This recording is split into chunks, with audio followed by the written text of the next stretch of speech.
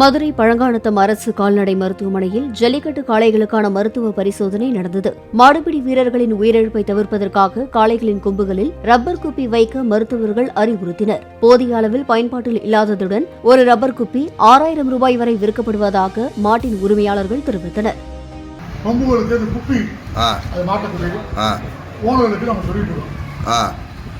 மாடு குத்திலாம் வந்து காயமாக மாட்டு கொம்பு வந்து பூம்பு மடுங்கிறத குப்பி மாதிரி மாட்ட சொல்லலாம். மாட்டி வாங்கணும்னு சொல்லிடுவோம். இப்போ அவங்க காலை உரிமையாளர்கள் அதை ஏற்றுக்கிறாங்களா? காலை உரிமையாளர்கள் ஏற்றுக்கலாம், நாங்கள் இன்சிஸ்ட் பண்ணுறோம். இல்லை, இப்போ நம்ம தமிழக அரசு வந்து இந்த வட்டம் என்ன சொல்லியிருக்கிறாங்கன்னா அது இருந்தால் தான் பங்கு பெற முடியும்னு கட்டாயப்படுத்தியிருக்காங்களா இல்லையா? அதாவது வந்து அனிமல் வெல்ஃபேர் போர்டு வந்து சொல்லியிருக்காங்க, கட்டாயப்படுத்தியிருக்காங்க.